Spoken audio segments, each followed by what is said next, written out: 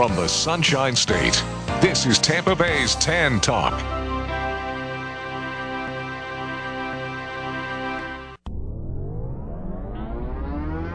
Welcome to Pull No Punches Radio, the radio show by the fighters for the fighters. Pull No Punches Radio is powered by Enlisted 9 Fight Company and is hosted by UFC lightweight and Ultimate Fighter Season 16 winner Colton Smith, the outspoken and controversial Jay Pagliaro, and Staff Sergeant Dan O'Brien. Now it is time for the one and only Pull No Punches Radio featuring Jay, Colton, and Dan. I wish I knew then what I know right now. When my parents split, that's when it shook my ground. No source of strength, now my life wasn't clear. Cracks in the foundation, I was living in fear. Paycheck to paycheck, 3 jobs at a time. Mom tried, I watched the Seminoles are going to the national title game, and they will be dancing with an unexpected opponent. A name in the UFC community has decided to hang it up.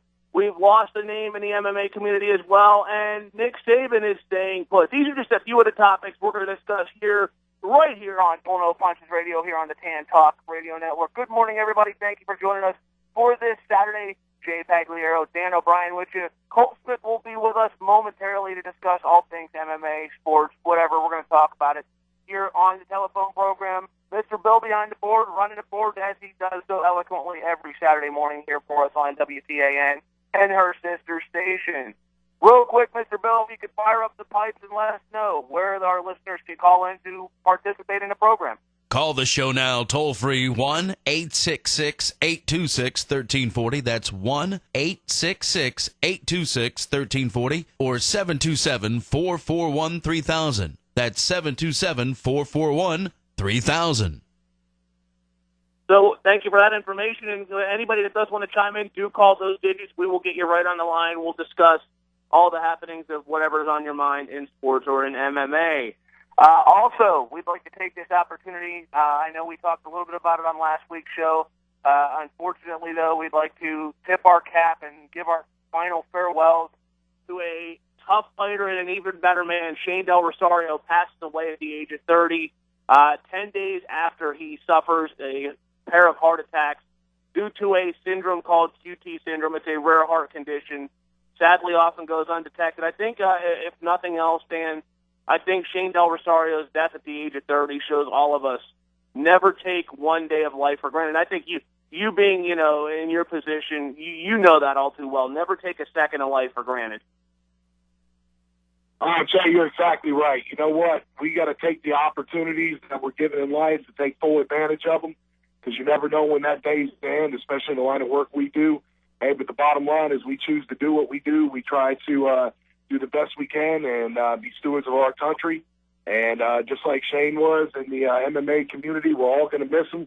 And I just pray for his family that everything goes well during the next couple months of the grieving process. And we will be behind him and we will never forget him.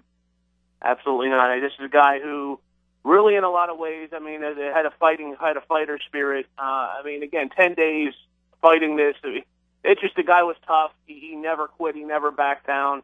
And as Dan O'Brien said, he will be sorely, sorely missed in the MMA community, along with the world as a whole. On a little bit more, I guess you could call it sombering news, Dan, but it's not, on the same level. Yesterday, the big news that rocked the MMA community, I was actually part of the conference call when this happened. George St. Pierre, the longtime kingpin of the welterweight division, has decided, at least temporarily, to hang up the hat, to hang up the gloves, and is taking an indefinite hiatus from the sport, going to be vacating his welterweight title. We'll discuss all that here on this program as well. But I can't help but believe, Dan, he said indefinite hiatus, said on the conference call, I'll come back if it's right, if I feel right. Maybe I will, maybe I won't. I can't help but believe that this is the end of the line for George St. Pierre. I just can't help but think that he's calling it indefinite. I sounded, talking by hearing the guy yesterday, he sounded like somebody who really is checked out, in my opinion. Jay, I think what goes on is he experienced a lot of success. I believe he's 32 years old. Is that correct? Yeah, he's 31, 32. Okay, I think he's 32 years old. And here's the deal. When you have this kind of success this early on, yes, other things in life, develop. You have children, you have outside the ring issues or outside the cage issues in this case. I don't think he is gone. my personal opinion. I think that things have come up in life that he needs to address, and I think his training and work ethic, if you've ever been around George St. Pierre, is single-handedly probably the best of any athlete in the world. I think he has dedicated his whole life to it, and I think it has taken its toll over the last few years. And, you know, I think he has enough money now. I think he's done the UFC and the MMA community outstanding job, and I think he deserves the right to step away if he so chooses to do so.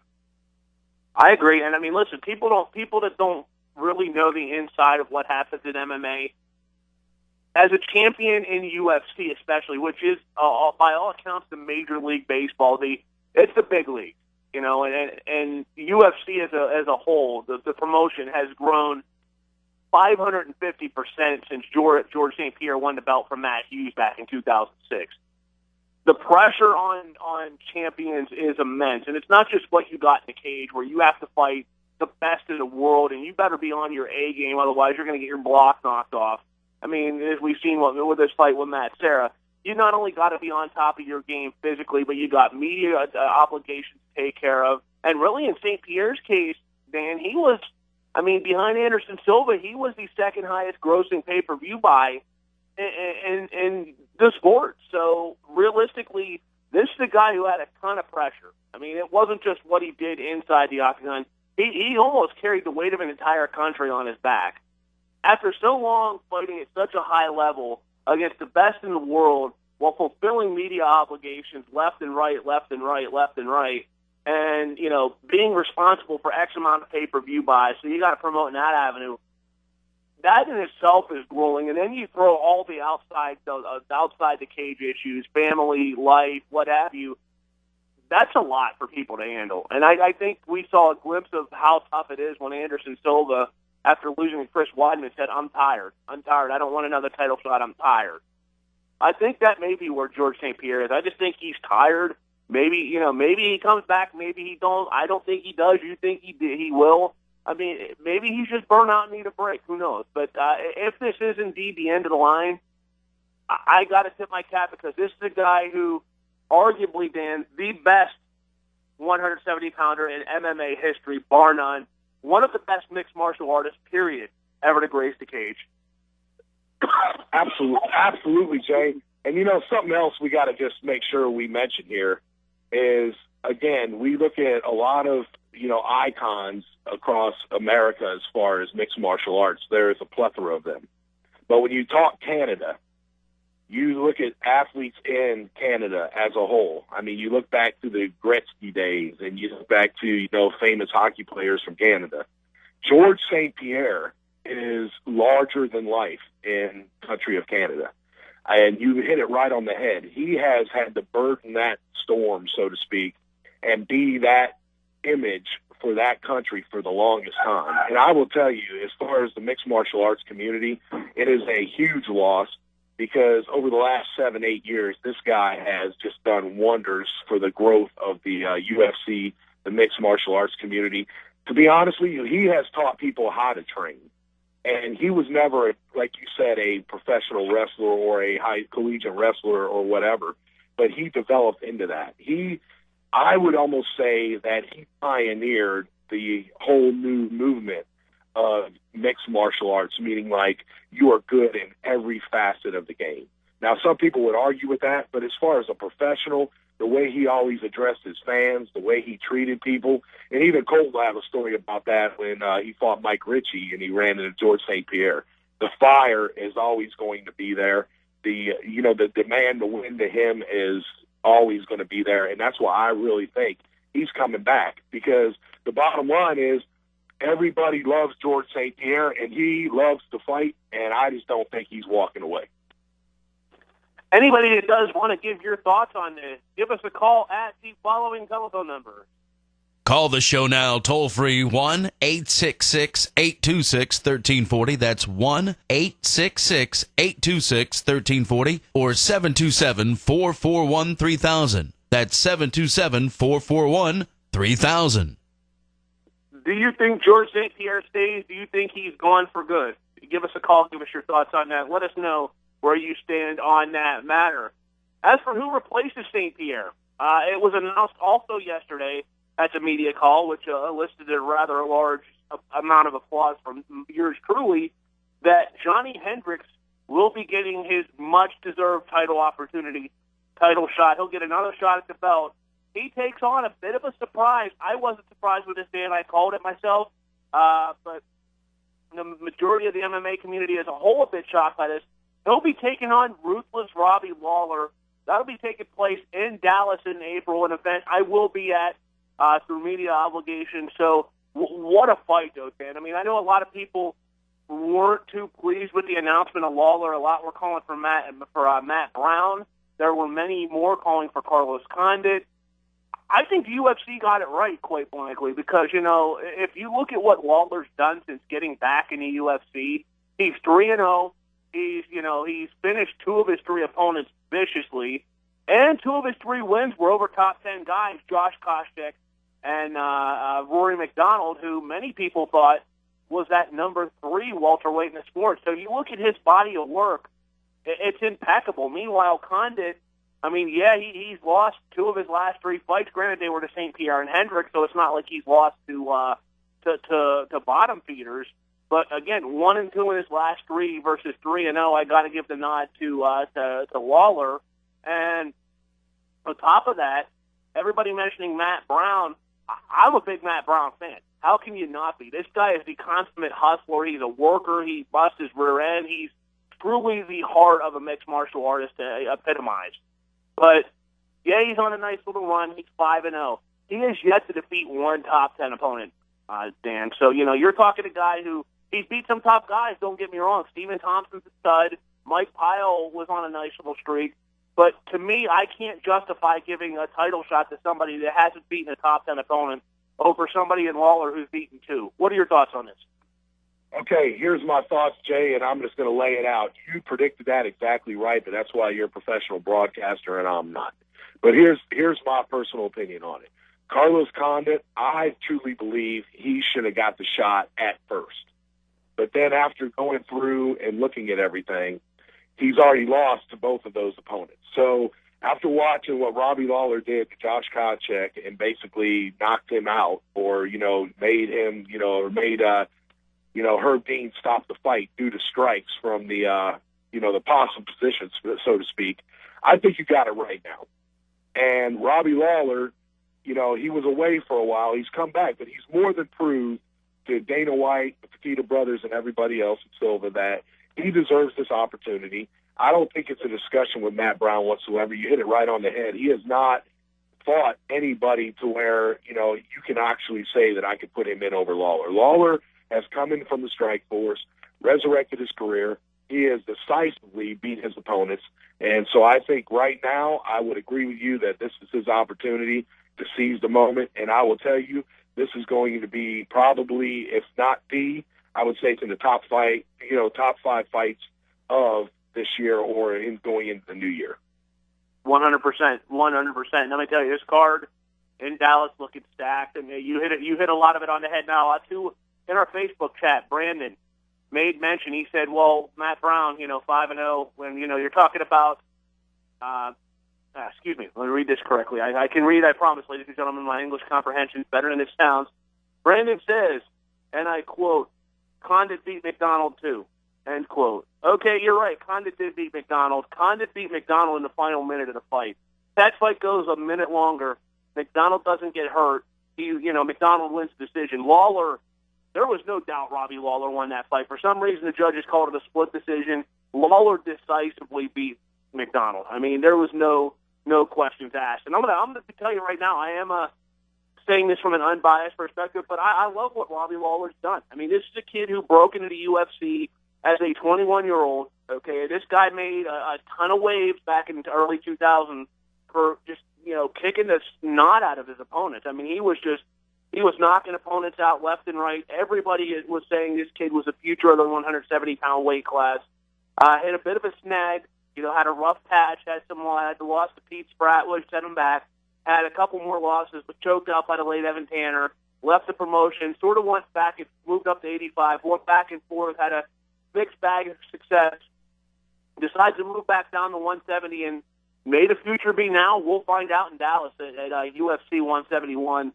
I just love what the guy's done with his career, though. I think it's a great story. It's a proof that, you can rebuild your career. You can go from hot prospect to, dare I say, middle of the road may not be the best way of wording it, Dan, but you could go from top prospect to hit a snag to back on top. It's just a matter of how much work you're willing to put in.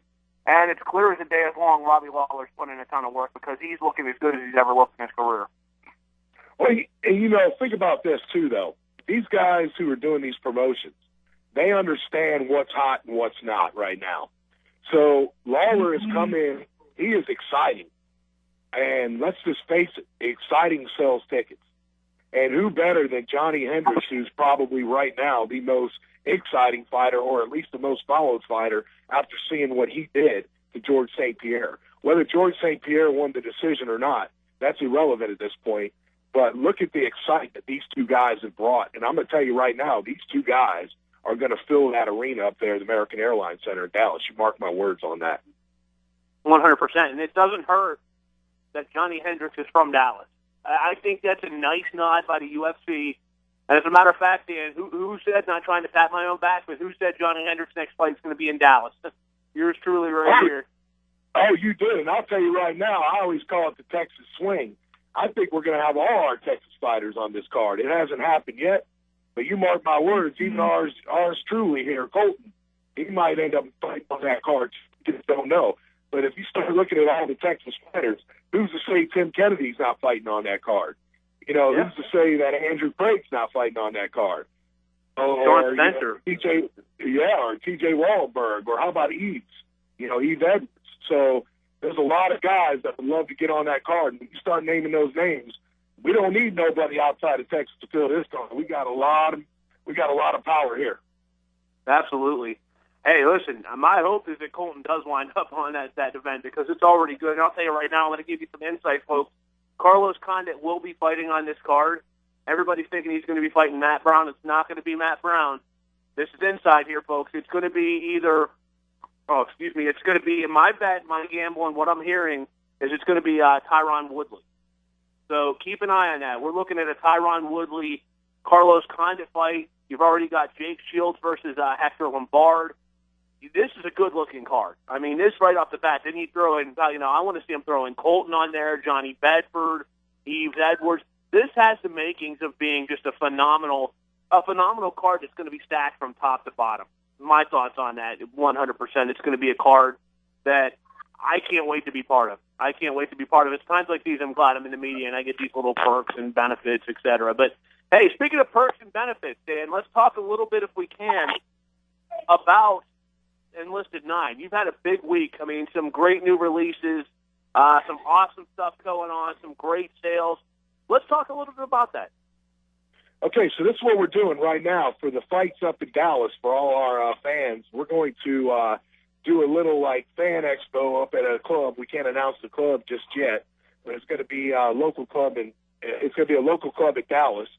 And what we plan on doing there is having a bunch of UFC fighters and other local fighters to come support it.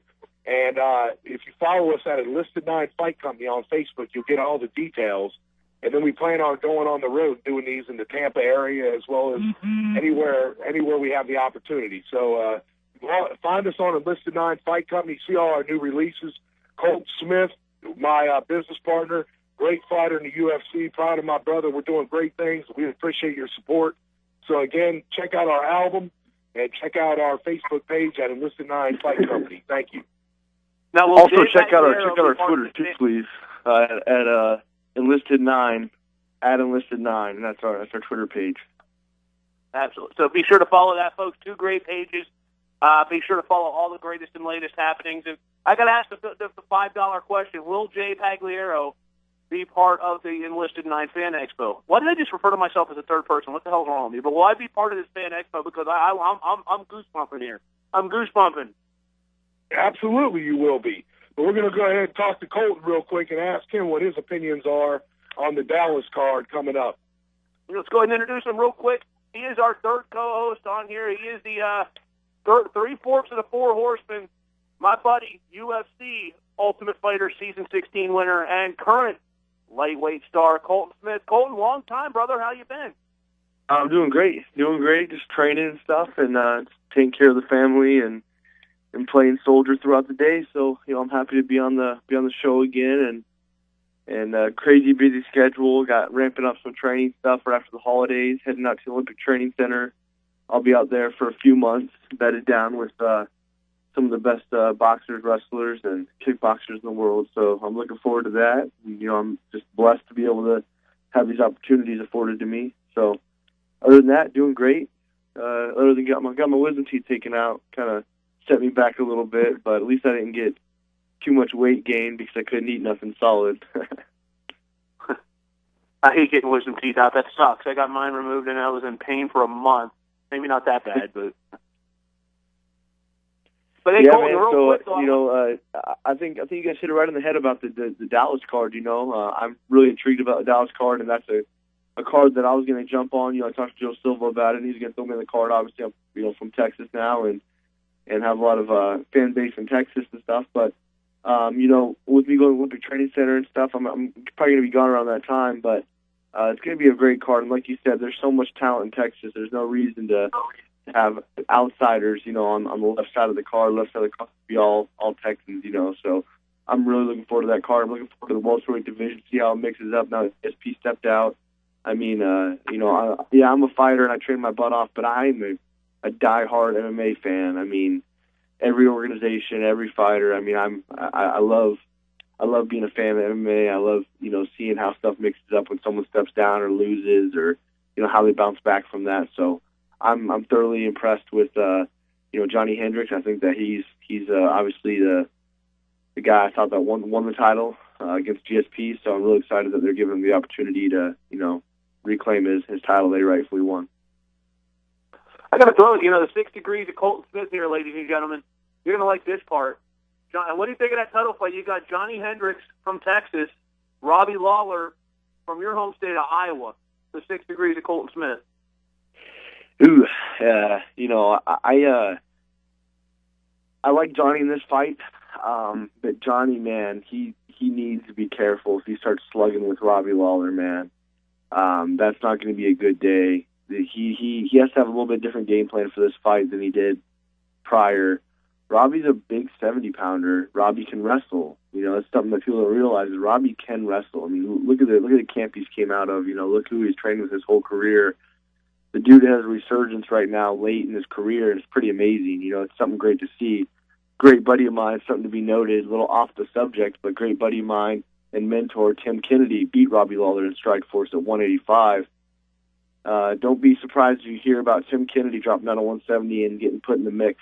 So, it's something to really look forward to. And a guy that Tim just beat a couple years ago is fighting for the title. That's something that I was excited about when I saw that. Robbie's awesome. Robbie, I've always been a fan of Robbie. So, as long as Big Rig decides to fight smart, I think that he'll do amazing against Robbie. If he doesn't fight smart, he goes to brawl. Robbie will knock him out.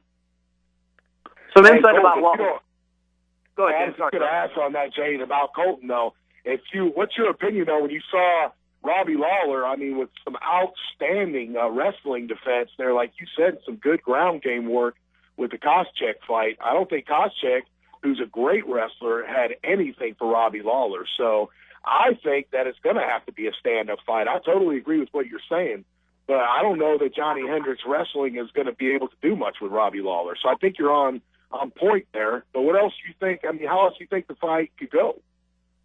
I just don't think Robbie's been hit, or excuse me, I don't think Big Rig's been hit by a guy like Robbie Lawler. I mean, Robbie Lawler is one of those guys that just possesses so much power in every strike. With that being said, guys like that get out of position and get taken down because of that. If Big Rig has a good guy in his camp that's a brawler that can also wrestle, that throws haymakers, I really think that Johnny Hendricks can exploit that and, work his takedowns. But he has to be conservative, and Johnny Hendricks isn't very conservative on his feet. He'd much rather just throw haymakers at you.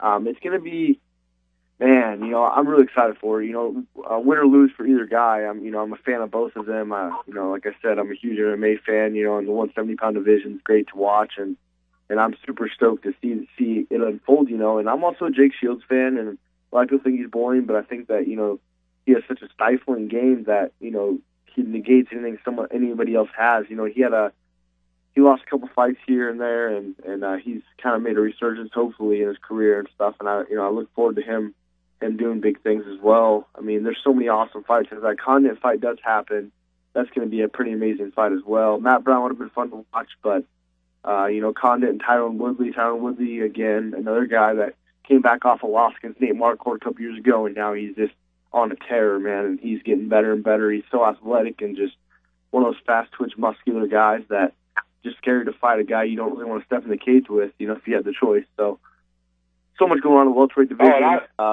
Definitely one of the toughest divisions in the game. Yeah, and I love the way you brought up our brother Tim Kennedy, because if Tim drops to 170, oh my gosh. I mean, we're talking a guy's confidence. I think that he's already knocked out or, you know, fought very well against a lot of these guys already in there. Jacare, you know, he fought a great fight with him. So I think Tim is a player at 170, and if he goes there, I cannot wait to see that. Yeah, you know, and you know, he's talked about it. If he doesn't get the marquee fights he wants at 185, you know, I'll let the cat out of the bag. He'll probably beat me up for it. But if he doesn't get the marquee fights he wants at 185, you know, he's going to drop down to 170 and go on a tear. The only problem is he's a fat boy. The guy loves food, man. I tell you what, he can eat. You know, I mean, when I go and train with him, we train, you know, 3-4 times a day.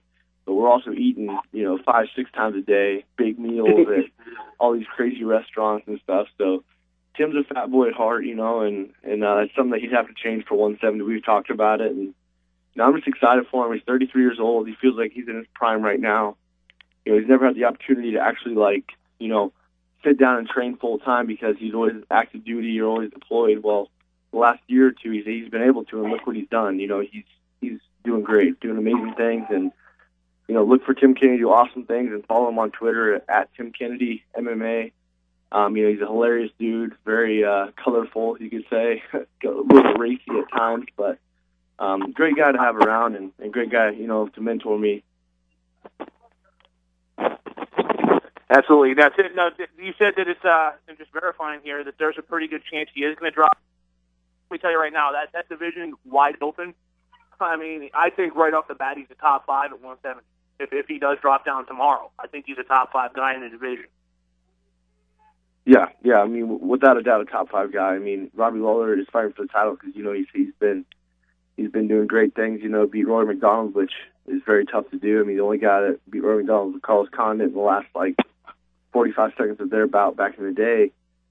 So, you know, I was excited to see Robbie get the victory and stop takedowns and put a pounding on the old Canuck from Montreal or wherever he's from. So I'm excited to see where Tim goes with this. You know, Tim truly feels that this is his prime. It's the best he's ever felt.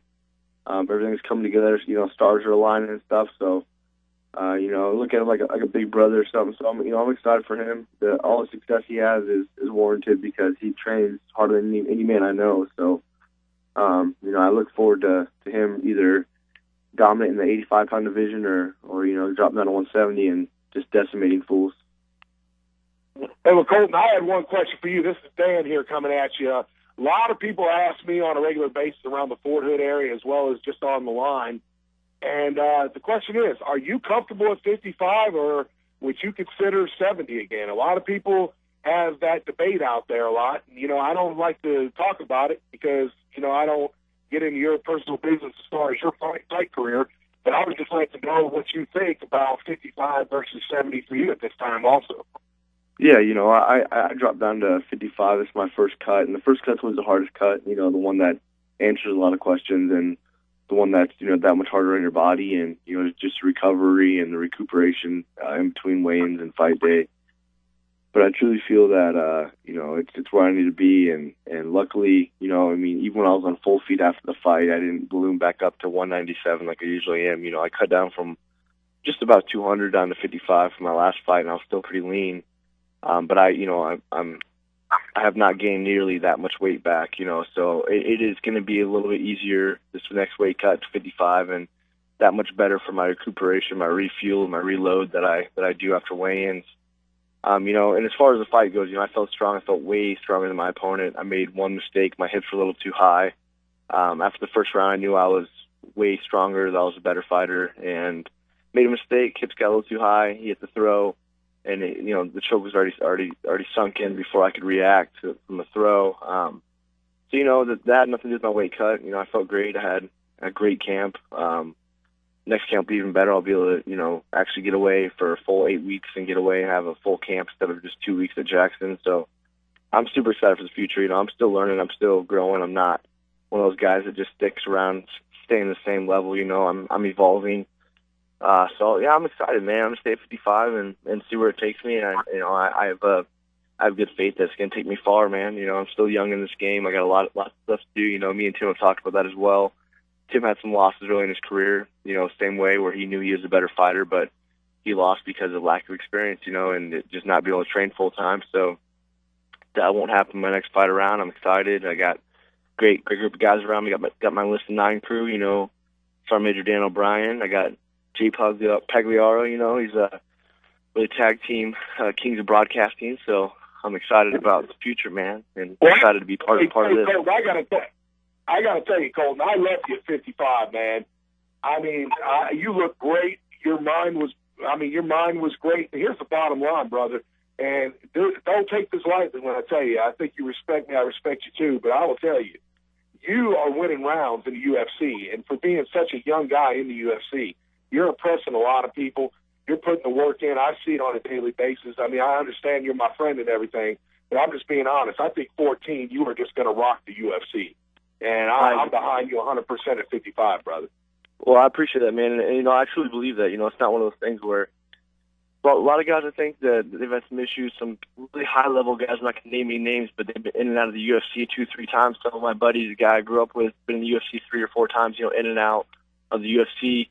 A lot of times once people make the UFC, they're just like, okay, I made it. And that's not where I'm at. That's why I want no one to think that that's, what's going on. I won the Ultimate Fighter, and I lost my last fight or whatever, but I'm growing, man. I'm growing, getting better and better, and I know where I stand after training with a lot of these guys and sparring with these guys and competing against you guys in just tournaments and pancration and stuff like that. I know where I stand, and I'm not gonna say I'm number one, but I know where I stand in the UFC rankings. I know where I'm at, and I'm definitely in the mix. And anybody that doesn't think that I love to prove people wrong, so they can go ahead and not think it. I have no it's not disrespectful. I get where their point of view is, but I know where I stand. I know what level I'm at, and great coaches like Greg Jackson and Mike Winklejohn, all my coaches around here, Dan O'Brien, Jay Pagliaro, all you guys all know where I'm at, the level I'm at, and I'm really excited to showcase that in 2014, and that definitely is my year, man.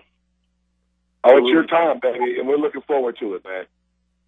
You know what I just realized today? I think today is one year to the day that I won the Ultimate Fighter.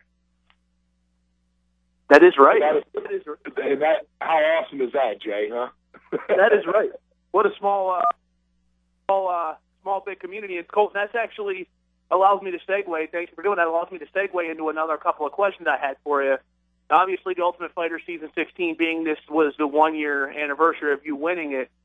I can't help but bring up the gentleman who fought before you, who sadly and tragically just lost his life this week, Shane Del Rosario, fought right before you versus Ricci against Pat Barry. What an absolute scrap that was. What were your dealings with Shane? Did you get any dealings with Shane in the build-up to the Top 16 finale? Did you have any opportunities to interact with him? What were your thoughts on Shane Del Rosario? One of the only interactions I had with Shane was me and Pat Barry. Pat Barry and I, Pat Barry was on the Ultimate Fighter as a coach in the opposite team, so me and him had a lot of interaction. I always messed with him and made fun of his cankles and everything else. And but Shane was back there before weigh-ins, and we were behind the screen. We wait in line. Your opponent's like 2 feet from you, and Shane and Pat were talking because Pat's just a funny guy, and so Shane was a very personable individual. So yeah, Shane and I talked. He said, I'm good job on the show, and that was the only interaction I had. But a very humble guy. I mean, extremely, one of those guys looks in the eye when he talks to you. Very personable. Sadly, that's the only interaction I had with him. But I mean, just crazy, just seeing all the love that's been spread out for him on the internet and on, all the forums and stuff like that. I haven't seen a negative thing about him. It's really makes you, I hope that, when I leave this world, I have a legacy like Shane Del Rosario did. The guy was a world champion. He was a guy that, you know, got in the UFC, did great things. I think he was 11-0 his first 11 fights or something like that, 9-0 or something. And, you know, just an amazing individual as a whole, and he has so much love out there for him. And, you know, I feel bad, you know, I pray for his roommate and his family as well. You know, I'm there for them. Absolutely. I mean, it was a sad day when he passed because, like I said, 30 years old, so young. This guy, though, you know, accomplishments, he overcame a lot just to get to this point. The first ever American to win a WBA heavyweight champion in Muay Thai. You know, he overcame a car accident. This guy just defied odds so much. And, again, he's sorely missed. Now, moving on, I know Dan said you may have some conversations and some dealings with George St. Pierre that you may want to share with on the air. Obviously, GSP announced a hiatus from the sport. So we'll go ahead and kick this opportunity to you. Share whatever stories you may have with GSP. I'm sure you may have a couple that are real good. I'm sorry, say that again, brother. Yeah, if you could. I mean, Dan O'Brien said you may have a story or two to share about George St. Pierre, who announced he's taking a hiatus from the sport. If you could, share yeah. So you may have some interaction I've had with George St. Pierre involved Tim Kennedy. Right before I walked out for my finale fight against Mike Ritchie, George St. Pierre, Rory McDonald, and Faraz Zahabi, we got bottlenecked in the back of the background, you know, behind the scenes of the UFC. And we were literally like 5 feet from them, warming up and getting ready to go out because they went to commercial break or something happened. It was live. Well, GSP was speaking to Richie and French and like looking back at me and Tim and kind of mean mugging us. Surprisingly, you know, he's a very, very nice guy, but you know, he's getting his fighter ready to go. I get it. And so is Rory McDonald looking back at us, and Tim looks at GSP and says, "What are you looking at? I got my mouthpiece in my pocket right now." And Tim had his mouthpiece in his pocket. I don't know why he did, but I don't know if Tim walks around with a mouthpiece in his pocket, but he looked at and at the time Tim was pretty heavy. Tim was probably 215, 220, and Tim said, "I'll grab both of you and shake you around and throw you around like a rag doll," or said something to him like that, you know. And I'm just laughing. Then Tim points at Richie and he's like, look at his hips. Look how skinny his legs are. Those are girl legs. He's like, "If you don't beat this guy's ass, I'm going to beat your ass." And then I walked out there and decimated the poor guy. So it was pretty funny. And then afterwards, I you know, I'm a fan of GSP. My wife is too. After I won, walked out of the cage, GSP's right there. My wife's like, "Can I get a picture?" I'm like, "Yeah." Like, hey, George, can we get a picture? And he looked at me like, "Are you effing joking? You want a picture with me after, you know, you and your cornerman laughed at me before the fight?" So he took a picture of me and my wife right when I got out of the cage after I beat his buddy. And, you know, nice guy, very personable, but it's pretty funny watching Tim Kennedy kind of punk out Rory McDonald and GSP. So Tim was not impressed with GSP's performance, right? Tim was not impressed with GSP's performance, trying to mean mug us. You know, it's funny because all my cornermen are all, you know, we were all active duty or retired military. One was a SWAT officer, and he's like 6'6", you know, at the time, and it's funny, just, you know, they're trying to mean mug us. And that, you know, that doesn't work against us. We don't care. That makes us laugh. You know, I mean, this is a sport. This isn't war or battle or combat. And that's like the big difference is our mindset as opposed to other athletes' mindsets. Is you're not going to get in our head. We don't care. Yeah. And plus, we're American. Go ahead, Colton. Sorry, bud. No, I said plus we're American. It makes all the difference in the world. Well, you look at the eyewitness test, and with apologies to Rory McDonald and Mike Ricci, you look at the eyewitness test. You got Tim Kennedy, okay. You got a 6'6" guy. You got you. And then you got two guys that look like they should be tax accountants, and George St. Pierre. Huh. That's just a picture of like a postcard right there. You know what I mean? It's true. It's true. Yeah, if you were walking down the street with those three, you know, with Ricci, you know, McDonald, and George St. Pierre, yeah, you would think you were going to Wall Street. Yeah, and I'll be honest, I have all the respect in the world for all three of the men, even Richie, even though he, you know, so you know, there's some stuff about him that I definitely don't like at all. But you know, they're all three great athletes. All three, you know, have made their mark in the sport in different levels, and a lot of respect for them. I don't want to think, you know, I'm dogging on them, but I think at that time and place, my crew would have whooped that crew's ass. No, I firmly agree with that. that'd be a no say it, dude. You'd have had military guys fighting the castle One Direction. I mean, that's not much of a fight. Yeah, so we talked about because there wouldn't be no 4-ounce gloves involved, so we would decisively have won that. I think so. Hey, moving on from One Direction, Mr. Bill, go ahead and give us the telephone number. Anybody wants to call in. Call the show now, toll free 1-866-826-1340. That's 1-866-826-1340 or 727-441-3000. That's 727-441-3000. What your country can do for you. Ask what you can do for your country. What you do for your country is not go to One Direction concerts. Mr. Bill, are you a One Direction fan? They're okay. Are you there? One Direction fan? Yeah. Are you a One Direction fan, Colton? Oh, absolutely not. No.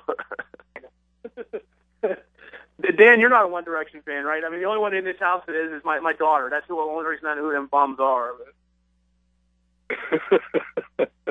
No, I'm not.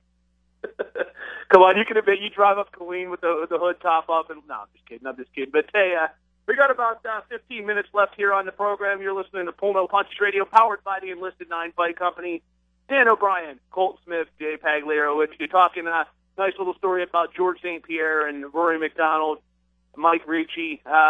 Other topics in the news world, Dan, we had a few from the sports world that took place. Now, obviously, from the local angle, Florida State going to be playing in a national title game.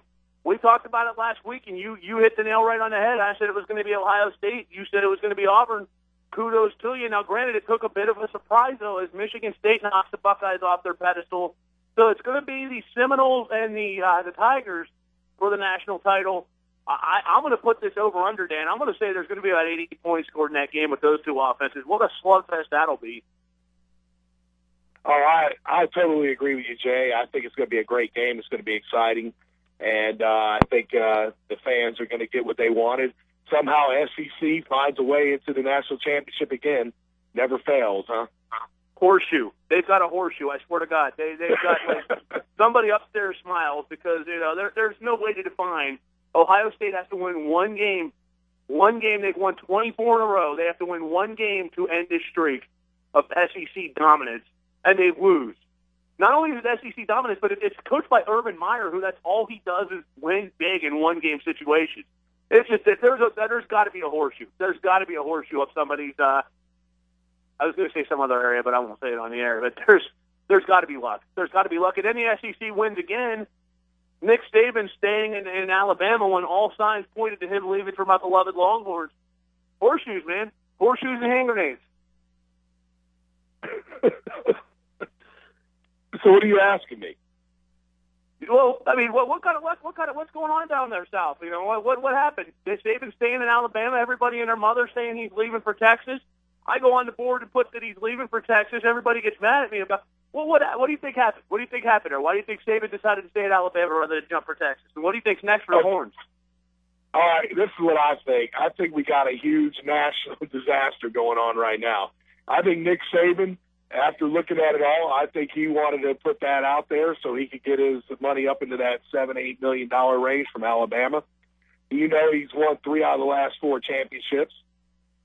Why would you leave that? In the meanwhile, you got Texas getting all fired up over it. You know, now, how do you bring Mac Brown back now? Whether he steps down or not, I wouldn't want to coach in that environment now because the bottom line, it seems to me, the boosters, I mean, even Earl Campbell made a point on it. You know, so I don't know, you know, how you want to come back and be a loyalist to that organization. I would walk away from it just out of spite. You know, that's just me. But I just think that something had to have been said because it wouldn't have got in the papers. His wife wouldn't have been down here looking for houses in the Austin area.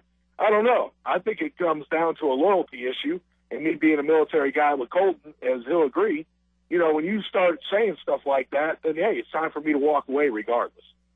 Oh, well, here's the thing about Saban. When we talk about Nick Saban and loyalty, those two words don't necessarily go hand in hand. And that's part of the reason why I thought with talks that Texas was going to pay him up to $10 million a year. I thought this was as close to a done deal as you can get because we've seen Saban. I mean, this is a guy who he jumps from $1 to the next. And I'm saying this is an unbiased, as unbiased as I can, but you compare the resources at Texas versus the resources at Alabama. Alabama's great. Texas is on a different level. It just seemed like signs were pointing to it. As for what's going on with Mack Brown, analyze this. All right, you're talking to a guy, this is like a 14-year marriage, okay, where one of the spouses goes out and very openly has an affair with another man or woman or whatever the case may be. How do you go back to your spouse after that? I mean, Mack Brown, a lot of Texas fans are losing track of how good Mack Brown has done at UT. I mean, when they're having 8-4 seasons and they're calling for his head, that's good. That's good because I can remember years under John Mackovic and under David McWilliams and Fred Akers, where an 8-4 season was considered good. I mean, I remember Texas getting pantsed in the Cotton Bowl in '91. I mean, against Miami, they were blown out of the water. I remember them giving up 66 to UCLA. I mean, there were some down times in Texas. Mack Brown came in and won a national title, nearly won a second, and has built this school up to another level. The Longhorn Network doesn't happen without Mack Brown. So, I mean, I think the big problem with Texas fans is they got the grass is greener mentality, and they see Nick Saban. He's the supermodel. He's the Brittany Palmer, if you will, of coaches, and they suddenly forgot what they have. But what happened is I think they alienated him. I mean, how would you go back to that? Would you go back? I mean, I'm a Texas fan, and I wouldn't. I wouldn't go back to it, but hey, let's be honest though too. I mean, there's a lot of football programs in the state of Texas that have risen way past the University of Texas, over the recent years. I mean, look at TCU, look at Texas A&M, Baylor, and obviously Texas Tech. So, and Baylor. I was just about to say, the Baylor right here in my backyard. You've got to get out there. You got to convince people that your program's better than everybody else's. I think they did a horrible job in recruiting over the last couple of years. I think this year they don't even have a 5-star or whatever we call them nowadays, a top prospect. And the thing about it is you've got to win. This is a society of winning now. With social media and all the recruiting out there, and, there's a lot of boosters. I would tell you, I think Texas over the last couple of years have rested on their laurels, and I think it caught up to them. And, I think now with all these other teams showing this great, prowess like Texas A&M, the SEC, I think players, to be honest with you, want their kids to play in the SEC because that's where it's at. Well, that and they want to build their own shadows. I mean, and like you said, I think a lot of cases, and I do blame the coaching staff for that. I do blame inadvertently Mack Brown for that because as a coach, one of your big responsibilities in the college game is always to stay fresh with the recruits, and I think that's a lot of the reason, along with the 8-4 season, why the fans are feeling a little hot under the collar. I mean, think about this for a second, all right? Now, I'm going to throw, the Robert Griffin 3 out there and, the Johnny Manziel, which is two names that Mack Brown gets a lot of crap for not recruiting, for not bringing in. People tend to forget Robert Griffin was a 3-star recruit. Okay, Robert Griffin wasn't a sure bet by any means. Neither was Manziel. He was a 3.5-star when he came out of high school. So, but to me, I'm going to throw one name out there that won at Texas, was a 5-star recruit, was from Austin, had Austin ties left and right. If there was ever a player that was fit to be a Texas Longhorn, it was this guy who would have rebuilt that school, would have got them back to that level, and that's Andrew Luck. And they ignored him. So, I mean, Mack Brown hasn't done there's been some glaring errors that Mack Brown's had. I think he has rested on his laurels that, hey, we're going to go into everybody's house and say we're Texas. That's going to seal the deal. It doesn't. It doesn't. Like you said, you got the SEC schools in play. You've got these littler schools like Texas Tech. I mean, Dan, I can remember years Baylor was the laughing stock of the Big 12. Baylor was the whooping boy, and this is before pre-Art Briles. They were, a 4-win season would have been considered monumental. I mean, I think every Baylor fan worldwide would have jumped for joy for an 8-4 season. They would have erected a statue in the honor of the coach that did. So, but now they're winning. They're getting recruits. I mean, it's a different ballgame. It's a much different ballgame in the state of Texas. And Texas is fertile recruiting ground. Don't get me wrong. I think 3- or 4-star prospects in Texas are as good as 5-star prospects elsewhere. But you can't rest on your laurels ever. Not in recruiting. And I'm going to tell you, look at what Baylor's doing right now. If you drive from Dallas to Baylor, you got about an hour and 15-minute drive, building a gorgeous football stadium right on the river here. And I will tell you that it's probably just as exciting as Austin. I go to both of them. I live right between both cities. And I'll tell you that if I was back in my high school years again, doing it all over again, Baylor would be very attractive to me, and so would TCU. So these guys Texas has got to get out there and get their reputation back. And I don't know if this is going to be a setback right now with all the drama with the Mac Brown deal with the Nick Saban or whatever, but you're exactly right. You have got to be able to see this potential. I mean, you can't tell me that Johnny Manziel wouldn't have been a great player at Texas, or Andrew Luck, or, some of the other guys you mentioned. So I don't know. I would say we got 2 to 3 years to stop this bleeding at the University of Texas. Well, what's going to happen here? My big concern is I think they put all their eggs in one basket. Can you bring Mac Brown back? I don't think Mac Brown wants to come back, and who's going to want to go there? I mean, this is turning into a circus, is what it is. And I'm a UT fan. You both know that. I mean, I'm a diehard UT fan. I was going to say, you're exactly right, Jay. I love the University of Texas. It's right here in my home, turf. But I would rather right now to go watch a Baylor football game. Why? Because they're more exciting. The fans are just energized. They got a Heisman Trophy winner.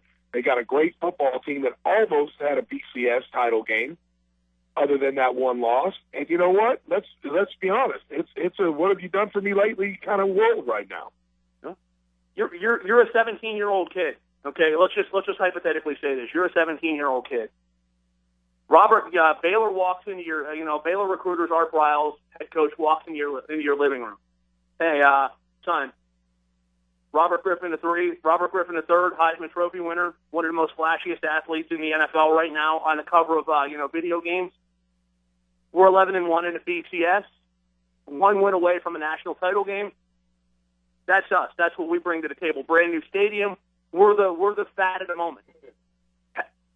Do this. Texas. I mean, who do you hang on for Texas? Ricky Williams. That was a decade ago. Colt McCoy, who flamed out in the NFL. I mean, it's like you said. It's a what have you done for me lately? What a flashy. It's about flash and style. And right now, I hate to say this because again, I'm a diehard Longhorn fan. Texas is Baylor is the BMW. Texas is, right now the Prius. I mean, that's a good car, but they need to build their way up to the BMW. They're not there where they should be. Anyway, we got about 2 minutes left. Dan, Colton, real quick before we wrap it up, let's promote some E9 again, some Enlisted 9 Fight Company stuff. Guys released some new shirts.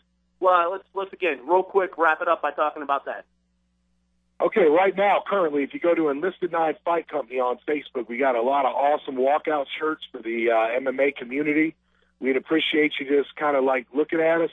Right now, we got a huge sale going on, free embroidered hats going out for any purchase for Christmas. We'll guarantee that it gets there in time. So find us at Enlisted 9 Fight Company or on Facebook or Enlisted9.com. And we appreciate all the support, all the fans that are getting behind us on my album, as well as Colton's career. Great things for 2014.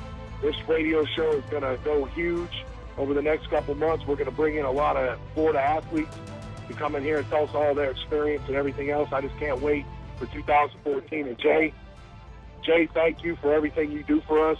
ESPN made a mistake not signing you, but guess what? I did, and I love it.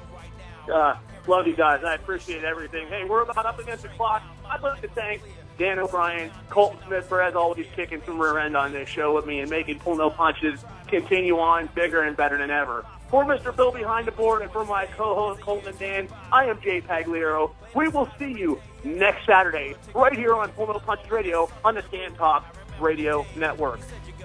My hero was gone, that relationship died. How could you leave when cause you no harm? WTAN, Clearwater, Tampa Bay. WDCF, Dade City, Tampa Bay. WZHR, Zephyr Hills, Tampa Bay. Listen.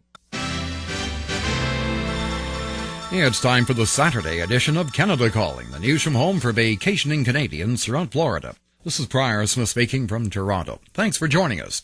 Well, here it is, December 14th. We're not officially into winter as yet, but we've already had 3 weeks of wintry weather. Most of the lakes here in southern Ontario's cottage country are frozen over, about a month ahead of the normal freeze-up time. Much of southern Ontario got about 6 inches of snow Thursday night into yesterday morning, and more snow is in the